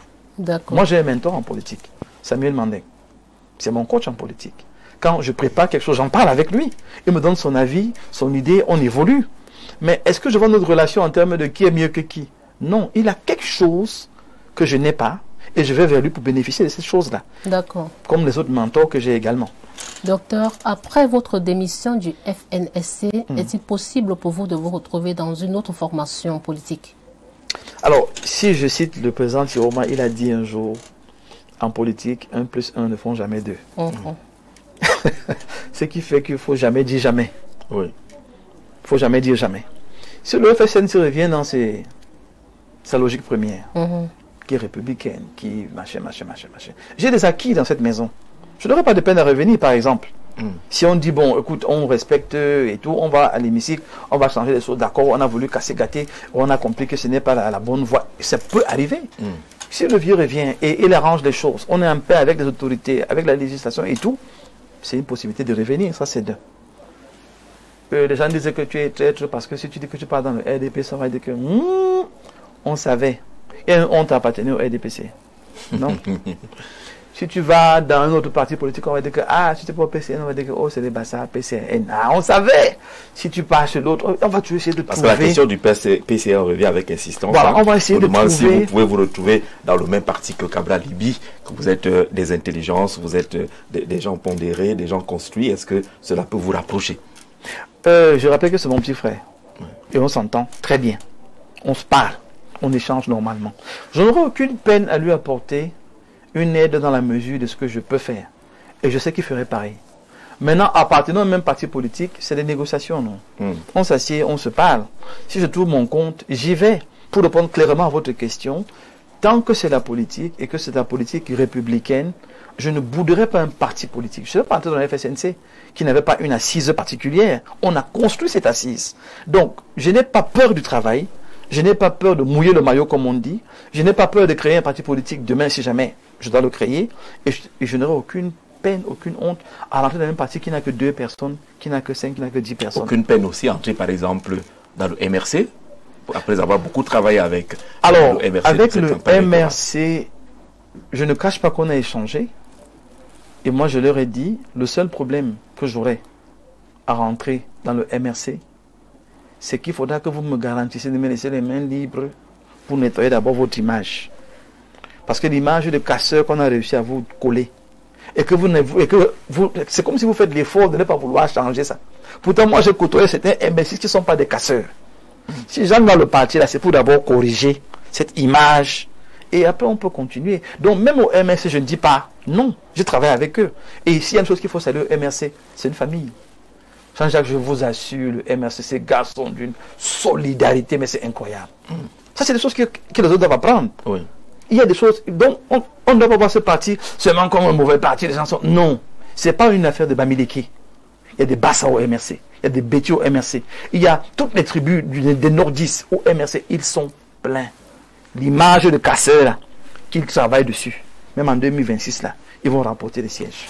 Et puis pour sortir, le chef de l'État a annoncé la relance des concours d'entrée dans les écoles normales supérieures. Que pensez-vous de ces décisions? Vous êtes un universitaire. Bon, la vérité aujourd'hui, le projet qu'on portait au FSNC était une question de faire des États quand même. Faire des États, et notamment l'État de l'éducation. Quelle est la pertinence de la formation aujourd'hui? Est-ce qu'elle est capable de créer des richesses? Donc, pour nous, quand on réouvre, que ce soit le doctorat, que ce soit... c'est une bonne chose, mais la pertinence est laquelle? Ils vont servir à quoi? Adossons une pertinence à ces ouvertures qu'on fait là. En créant justement, et il faut continuer son propos, il a parlé de créer des entreprises au bénéfice de la jeunesse. Il faudrait donc qu'on réfléchisse à avoir des intelligences ou des intellectuels à même de créer et de gérer et de faire vivre et de faire fructifier ces entreprises. Donc il y a des curricula quand même qu'il faut revoir, il y a des cursus qu'il faut revoir et les adapter aux réalités de besoins actuels qui sont ceux de l'entreprise, de l'industrialisation, et je parlais de la mondialisation qui est un rendez-vous. Qu'est-ce que vous avez? Qu'est-ce que vous apportez au monde? Il faut qu'on produise ce qu'on apporte au monde. Donc, ouvrir ces écoles, c'est une bonne chose. Ça permet à ceux qui sont calés depuis 3 ans, 4 ans, 5 ans d'évoluer. Ok, mais on évolue vers où? Et je sors de votre question en disant que le chef de l'État a certainement parlé d'une vision qu'il faut atteindre, qu'il faut poursuivre. Charge maintenant au RDPC de prendre la peine d'expliquer aux Camerounais ce que le président a dit. Arrêtez de laisser les analystes des plateaux venir dire ce que le président a dit et parfois ils disent mal ou ne disent pas ce qu'il a dit. Et finalement, on se met à dire que ces gens-là finalement ne servent à rien. Vous avez encaissé du percute pendant la campagne parce que le RDPC a un problème de communication d'appoint. Vous avez une communication trop relevée, trop intellectuelle. Quand vous allez au Minepat, on vous fait les états de ce qui est fait. C'est trop technique. Revenez un peu à la Baye Amselam. Revenez un peu au Camerounais lambda. Communiquer. Voilà une opportunité que vous faites au RDPC pour qu'ils démontrent qu'ils n'ont pas seulement gagné, mais ils ont gagné en apportant quelque chose de substantiel et de conséquent aux Camerounais. Merci Nadège Yugen. d'être venu partager ces moments avec nous sur le plateau de À vous la parole. Moïse Mbok, bonsoir. Juste dire merci à notre Seigneur d'avoir montré le bon chemin à M. Mbok. Je préfère qu'il se concentre dans la religion, car la politique, c'est la déconcentration. Non. Il faut quitter sur ces choses-là, veut-elle dire. Non, vraiment que chacun porte son fardeau. Vraiment, ça ne me dépasse pas à porter. Qu'elle soit rassurée. Ce qu'elle peut m'apporter, c'est la prière. Ce qu'elle peut m'apporter, c'est des conseils. Mais qu'elle ait des conseils, pas pour me dire de quitter. Non. Vous savez, c'est bien de lire. Quand vous lisez, vous avez des informations capitales qui créent une détermination, une endurance, mais une résilience rare. Quand Machiavel vous dit que tout n'est pas politique, mais la politique s'occupe de tout. Mon Dieu. Et vous allez rester loin de ça parce que vous priez. Priez comme vous priez, ça ne va pas changer de l'Assemblée nationale. Quand vous avez fini de prier... Parce que dans l'opinion, la politique rime avec la tricherie, le mensonge, les mains sales, la trahison et autres. Mais que vous, pasteur, homme de Dieu, vous retrouviez là-dedans, peut-être pour cela qu'elle vous demande de sortir de ce milieu-là. Mais la politique, tout est politique, Jean-Jacques. La gestion de votre foyer est politique. La gestion de vos enfants est politique. La gestion de voisinage est politique. Tout est politique. Donc, si vous fuyez la politique des décisions, vous allez gérer la position des relations, à la politique des relations. Mais vous êtes toujours exposé à la politique. Pourquoi donc ne pas aller avec des valeurs nouvelles pour pouvoir influencer positivement ce qui a été influencé négativement par d'autres avant vous? Je causais avec le ministre Eyeba ici qui disait une fois que est-ce que vous savez qu'on peut faire la diplomatie sans mentir? Certains vont vous dire non, comment? C'est comme la religion, c'est comme la politique, c'est comme le commerce. C'est comme toutes les activités. Et il y en a qui mènent les activités de manière sincère et propre. Et il y a des mauvais journalistes, Jean-Jacques. Donc, ils sont mauvais jusqu'à la moelle. Mais ce n'est pas pour autant que ça veut dire que tous les journalistes sont mauvais. Il y a des journalistes qui sont, quand vous demandez, bon Dieu, il n'y a pas de matière, il n'y a pas de relance, il n'y a pas de suivi. On ne le juge pas. Il faut le former à nouveau. Bon, on ne dit pas que voilà les journalistes comme ils sont. Ils n'ont que des lacunes. C'est la même chose en politique. C'est-à-dire que quand vous tombez sur une personne qui croit que mentir est un strapontin pour réussir, on peut lui dire non. Au lieu de mentir, dis la vérité et amène les gens à t'accompagner dans l'objectif que tu vas atteindre. Les Camerounais que vous voyez là, ils savent qu'on a la crise de Boko Haram. Ils savent qu'il y a la crise du Nozo. Ils savent que l'économie mondiale est en peine et en difficulté. Le problème, ce n'est pas là-bas. C'est le leader qui ne vient pas leur parler pour les rassurer. Qu'avec les défis que vous voyez là, on se bat quand même pour vous trouver des solutions. Mais si vous ne sortez pas pour leur parler, la moindre voiture rutulante qu'ils passent avec CA, la conclusion c'est que c'est l'argent du pays que vous avez mangé. Pourtant on ne sait pas que parfois on prend des voitures, on paye sur 5 ans, avec les différents concessionnaires que nous avons aujourd'hui. Donc s'il n'y a pas de communication sincère, s'il n'y a pas de communication authentique et véritable, il n'y a pas d'évolution, il n'y a pas de développement. D'accord. Pareil pour la démocratie, on peut faire la politique, être dans la démocratie sans être menteur. Mais c'est des valeurs qui sont propres, qu'on fait l'effort de mettre sur la table et graduellement. Merci Joe de Bafia pour la précision, juste pour corriger quelque chose. Feu le ministre David Abouem Achoyi n'est pas le papa du président Serge Abouem de la FECABOLE. Son papa s'appelait Boulot André. Merci. Ça prouve que vous suivez attentivement l'émission. C'est pour cela qu'on est la chaîne du Vivre Ensemble de proximité. Bonsoir Jean-Jacques, très grande émission et brillant invité. Je trouve sa sortie publique après la démission de son parti politique qui est dans une revendication, fut-elle avérée ou non inopportune, déjà pour sa propre sécurité, ou a-t-il mis le droit de réserve? Est-ce que c'est pas pour ça que son parti le traite finalement de traître, parce que c'est pas opportun de sortir maintenant que vous êtes encore astreint à certains droits de réserve? Alors, sortir pour dire quoi? Sortir pour dire la vérité, il n'y a pas un timing à ça. Sortir pour dire ce qui est juste, il n'y a pas un timing à ça. Vous savez, certaines personnes prennent des menaces sur les réseaux sociaux comme des amusements. Mais quand quelqu'un vient vous dire que moi je suis du Nord, le Bassa, quand il va l'attraper un jour, il va voir. Je vous prends un exemple simple. J'étais au ministère des Finances en début de semaine. je suis en train de sortir, un jeune homme s'est mis à crier derrière moi. Voilà les tyromistes. Ceux qui envoient les enfants des gens mourir, on va commencer à couper vos têtes. Voilà dans quelle situation nous nous trouvons. On est menacé. Et pas les gens qui sont en face, parce qu'ils pensent qu'on cautionne ce qui se passe. On est menacé par ceux qui sont à l'intérieur. Parce qu'ils n'ont pas de problème à ce que vous soyez sortis. Leur problème, c'est qu'on vous taxe de traître. Il faut traiter ça vite. Afin qu'ils comprennent que ce n'est pas la traîtrise. Vous avez donné votre position.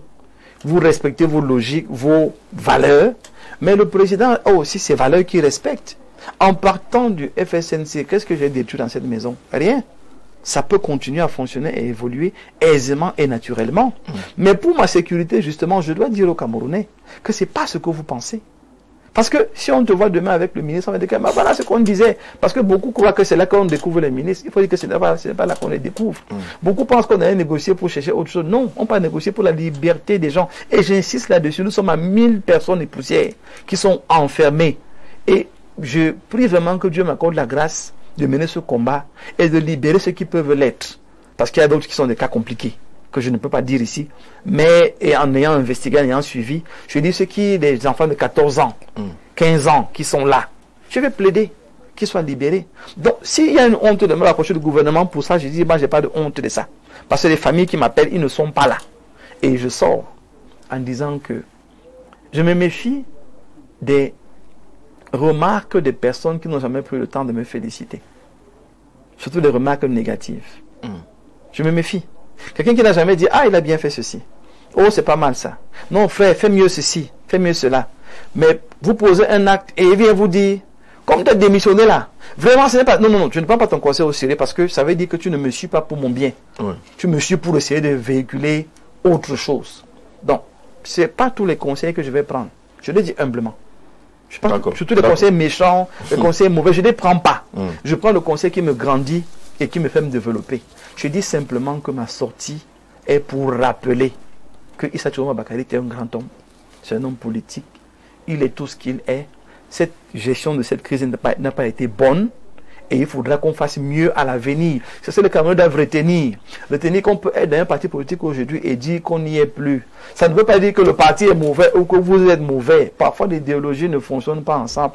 On se sépare. Jean-Jacques, si les hommes et les femmes se séparent, si les gens se séparent des entreprises, pourquoi on se sépare en politique? C'est toujours en Afrique comme si c'était la guerre. Ça, on doit désamorcer ça. Et amener les Camerounais à comprendre que la liberté, c'est de permettre... Même quand vous démissionnez de l'entreprise, hein, oui, c'est bizarre. Et c'est qu'en Afrique... Personne vous pose des questions fondamentalement sur ce qui vous fait partie. Très bien. Très bien. Très bien. Donc, les gens, en fait, ont mis les valeurs en berne. Du coup, quand vous posez un acte, comme eux-mêmes leurs valeurs sont en berne, ils ne pensent pas que les vôtres sont vraiment élevés et vous y tenez. Vous croyez vraiment que moi, je vais accepter en tant que citoyen lambda comme Ados, les morts, des gens qui sont allés marcher? Je dis non. Et je ne veux pas la même chose pour mon président. Et je l'ai dit dans ma lettre. Désolidarisez-vous de cela. Ils ne vont pas lire ça. Ils ne vont pas lire. Ils vont seulement prendre où je dis que je pars. Et ils vont donner des conseils. Et c'est un conseil qui est juste. Il y a ce message qui demande que maintenant que les gens sont venus suivre le FSNC, à partir de vos belles paroles, vous partez. Ils deviennent quoi? Ils me suivent. C'est ce que je vais dire. Qu'ils me suivent. Parce qu'en fait, qu'ils me suivent, je peux garantir ce que je dis. Et faire ce que je promets. Les laisser là-bas, qui ne tiennent pas pour responsables. Il faut être clair. Moi, je dis que je ne fais pas la politique du cinéma. Si je crée un parti politique demain, vous voulez me rendre comptable de votre vie politique, vous me suivez. D'accord. Si vous restez où je vous ai amené, c'est aussi votre droit. Parce que je peux vous y amener par mission. Parce que c'est même là-bas que vous devez être. Vous restez. Donc celui qui estime que c'est moi qui l'ai amené, soit il reste et il observe, il attend. Et s'il voit que Mboko est entré à gauche ou à droite et qu'il veut continuer en politique, qu'il me suive, ce n'est pas une honte. Alors, est-ce que malgré votre démission du FNCNC, vous changez d'avis? Est-ce que vous pouvez dire aujourd'hui que Chiroma a gagné cette élection? Pense-t-il qu'il faille passer à autre chose ou que son ancien boss doit toujours se battre pour revendiquer une quelconque victoire? C'est Fernando Gomez qui vous pose la question, je suppose que ça vient de vous. Fernando Gomez, merci pour cette question intéressante qui vous invite simplement à mes premiers propos. Je suis républicain. Et dans une république, il y a des lois il y a des règles, il y a des acteurs qui sont en charge d'eux. Et il y a un seul acteur qui est en charge de proclamer qui est le vainqueur. Ce n'est pas Mbok. Donc ne me demandez pas d'usurper un titre à Mondo Vision. C'est quand même grave, non? Le type là me cherche des problèmes. Ce n'est ni mon rôle, ni ma mission, ni ma capacité, ni ma qualité. Je ne peux pas répondre à ce genre de questions. Parce que je n'ai ni la matière. D'accord. Vous trouvez que ces institutions sont fiables aujourd'hui? Non. Conseil constitutionnel? Non. Non. Non. Oui. Je dis il faut tout, le code électoral doit être refait complètement et toute la machine qui va avec. Mais elle est refaite de manière consensuelle. Parce que dans le Cameroun, on a le RDPC, on a les autres. On s'assied sur la table et on trouve ce qui arrange tout le monde. Pour le moment, que j'aime ce système ou que je ne l'aime pas, c'est lui qui fait foi. C'est lui qui est le système et le fonctionnement en vigueur. Je suis républicain, je l'accepte d'abord. Même si ça me fait mal, je l'accepte d'abord. Et si je veux que les choses changent, je pars où on change les choses et on évolue. D'accord. Ne dites-donc pas qu'on n'a pas construit Rome en un jour. Après cette rupture avec le FLCC, M. Mbok, c'est quoi la suite de vos ambitions? Croyez-vous au discours du président élu, Cyril Douala? Quel aspect du discours? Bonsoir Jean-Jacques et Dr Mbok. Le Cameroun est plus grand que nous tous. Voilà. Je pense qu'il faut que l'honorable Cabral et lui se rapprochent et travaillent main dans la main pour les municipales législatives à venir et que cela serve déjà de base pour la présidentielle à venir. Nous comptons sur cette jeunesse-là car on pense qu'ils sont notre avenir à tous. Blaise depuis Boya dans le sud-ouest.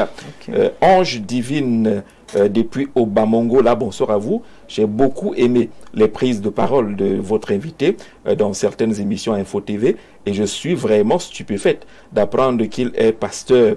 Très pertinent dans ses prises de parole. Un homme de Dieu dans la politique apporte beaucoup dans un pays. Que Dieu l'accompagne dans sa quête pour la paix. Voilà, ange divine qui porte d'ailleurs un nom qui signifie beaucoup lorsqu'on parle de Dieu fondamentalement. Bonsoir à vous, très belle émission. Je tire un coup de chapeau à votre invité, mais qu'il sache que les lanceurs d'alerte ne le laisseront pas tranquille, car ils n'aiment pas la vérité. Qu'il continue de garder cette lucidité en politique. Liliane de Yaoundé, il paraît que les lanceurs d'alerte sont devenus redoutables. Non, non, ils ne le sont pas. Ils ne le sont pas. Ils profitent juste du torrent. Je ne vais pas continuer. Mais on se comprend.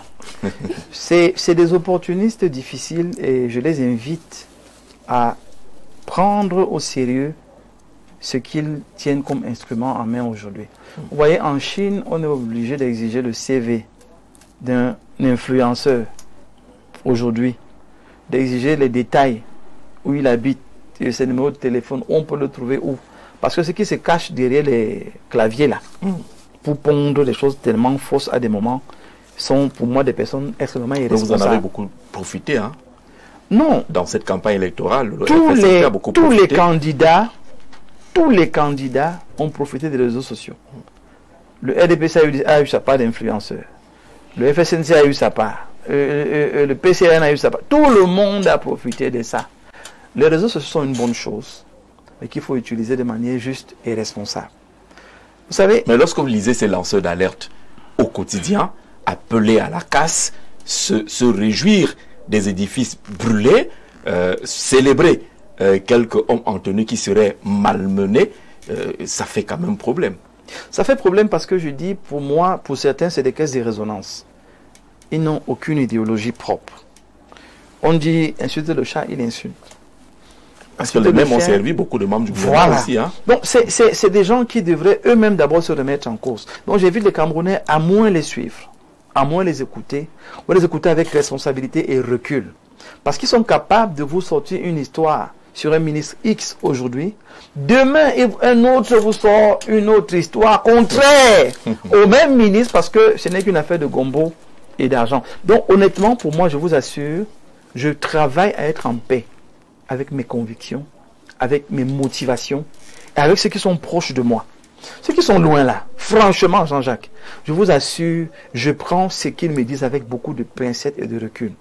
Ils ont insulté sur les réseaux sociaux. J'ai répondu, mon ami, je m'appelle Jean-Moïse Mbok. Tu dis que Pierre, Clément, François, ce n'est pas moi. Donc, si tu viens commencer à m'insulter dans une affaire où je ne me reconnais pas, ça m'énerve. Pourquoi? C'est que moi, je suis bizarre. Donc, du coup, ce qu'ils disent ne me touche pas. Mais je me dis, attention, on apprend dans tout ça. Il faut faire attention.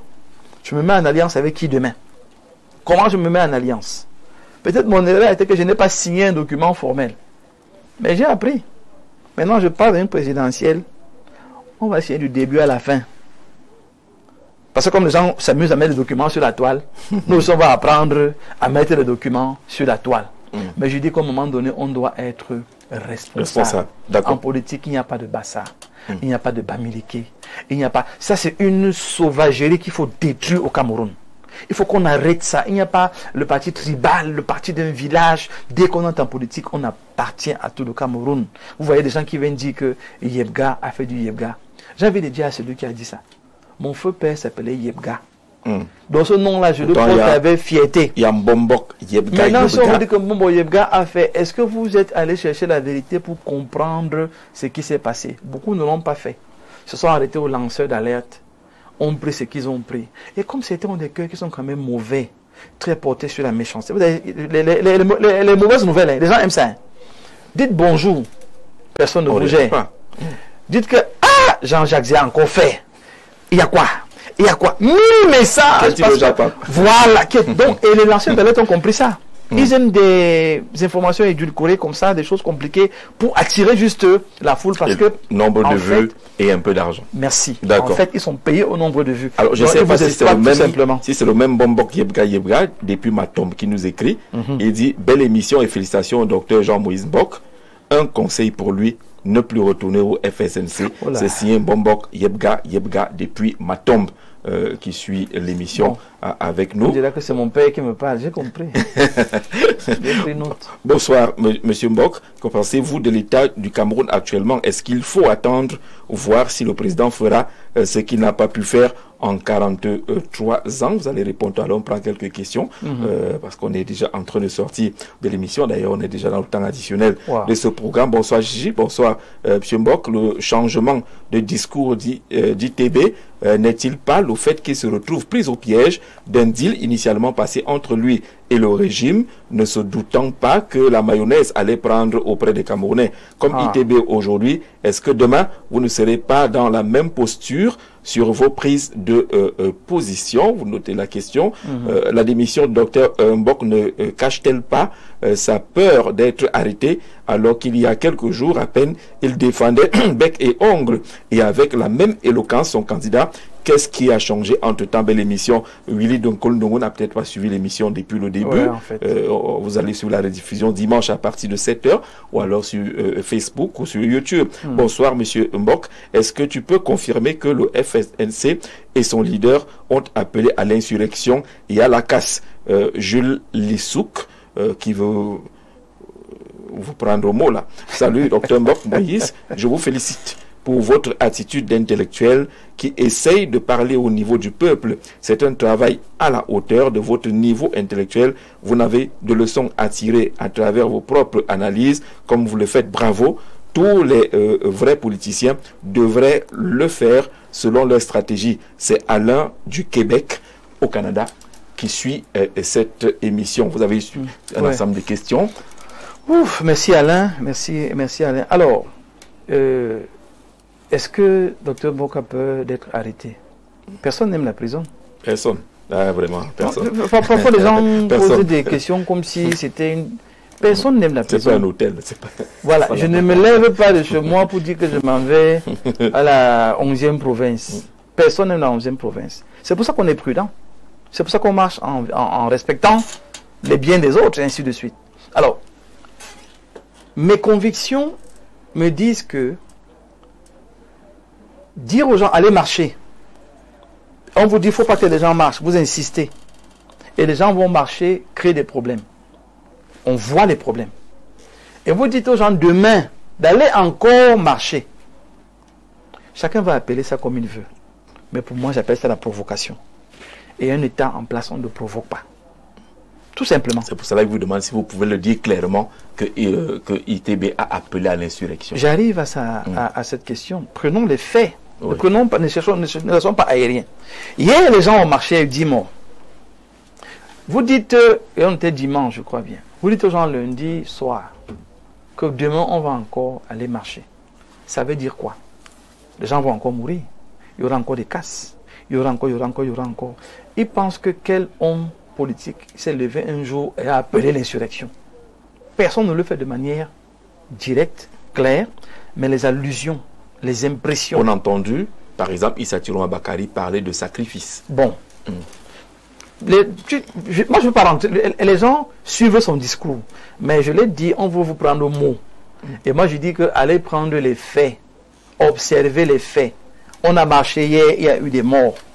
Vous demandez qu'on marche encore demain, il y aura quoi? Des vivants. La marche, c'est pour ressusciter ceux qui sont morts hier. Non. Si ce n'est donc pas le cas, ne dites pas ce genre de choses-là. Parce que, et dans ma lettre, je dis, ça s'apparente. Oui. J'ai bien pris la peine de relativiser. Mais d'attirer son attention sur ce fait. Ça s'apparente à de l'insurrection. Le fait de dire aux gens d'aller marcher, même si on se sent floué, on se sent en peine, on peut avoir des raisons, des preuves. Mais, quelqu'un l'a dit tout à l'heure, le Cameroun est plus grand que nous tous. Et c'est là que moi j'aime la Bible. Ne pouvez-vous pas supporter un peu d'injustice pour le bien de tous? Jean-Jacques, nous supportons parfois l'injustice pour le bien de tous. Il faut que les hommes politiques apprennent parfois à supporter un peu d'injustice.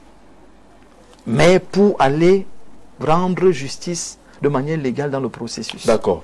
Bonsoir à vous. Que le pasteur demande à ses collègues pasteurs de le joindre et de le rejoindre en politique. Parce que pendant longtemps, les hommes de Dieu ont laissé la politique aux autres. Et si le Cameroun est comme il est, c'est la faute au pasteur. John de Kousseri. Non, je ne suis pas d'accord avec lui. John de Kousseri, vous avez abandonné. Non, ce n'est pas la faute des pasteurs. Maintenant, il faut aussi dire que ce n'est pas tous les pasteurs qui peuvent venir en politique. Il faut savoir ce que tu peux porter. Certains sont des opérateurs économiques, certains sont des agriculteurs, certains sont des éleveurs, certains sont des fonctionnaires. Les pasteurs sont dans toutes les montagnes d'influence. Parce qu'il y en a plusieurs. Maintenant, celui qui se sent attiré par la politique, il doit avoir le cardio, Jean-Jacques. Il doit se préparer à courir chaque jour. On a couru pendant la campagne. On a couru bien. On a parlé, on a crié, La campagne finale dit que va t'asseoir. Il faut avoir l'humilité pour t'asseoir. Parce que tu vois un plateau, tu sens que tu as dit. Mais on t'a dit va t'asseoir. Je me suis assis. C'est des vertus, des valeurs qui sont utiles pour ce genre de service. Il y a des moments où on vous pose une question, vous n'avez pas de réponse. Vous savez, on me dit que je ne sais pas. Ça demande de l'humilité. Donc il y a un ensemble d'exigences pour être en politique, et je vous garantis, quelqu'un m'a dit aujourd'hui pour rire que vraiment, tout pasteur que tu es, je te voyais servir ton président, tu portais son sac, tu étais même comme un enfant chez lui et tout. Tu fais comment pour gérer les deux? Je dis, mais le pasteur est d'abord un serviteur. C'est parce que nous-mêmes là on s'est trompé un peu, on est devenus des grands bishops avec des grosses croix, des grosses chaises, avec des protocoles, avec la sécurité. C'est nous-mêmes qui avons dérangé le côté. Bon, ceux qui ont Satan, mieux pour eux, c'est bien. D'accord. Mais ce n'est pas ça la fonction première, c'est d'abord serviteur. On va sortir l'émission. Bonsoir, mon cher Jean-Jacques. Merci au docteur pour son aisance et sa sincérité dans les réponses. C'est signé Ange Samar, que vous connaissez. Ah oui, certainement. Voilà, il nous suit. C'est Delta Choco depuis Douala Bounabiri. M. Mbok, qu'en pensez-vous de l'état du Cameroun actuellement? Il a insisté, M. Mbok, s'il vous plaît. Qu'en pensez-vous de la prophétie de Ruben Oumniobé? L'avez-vous déjà lu? Sinon, il faut vraiment le faire plus que sa prophétie, pour que ça se réalise, puisqu'elle se réalise jusqu'à nos jours. Vous l'avez lu, la prophétie de Oumniobé? Je veux lui rappeler que Paul Biasso a reçu du ventre de l'oiseau. Je dis ça, je dis rien. D'accord. Qu'est-ce que je pense de l'état du Cameroun? Oui. Moi, je pense qu'aujourd'hui, quelqu'un a demandé est-ce qu'il faut attendre ce que le président Biya a promis. Vous savez, il y a deux attitudes que je vais recommander aux Camerounais.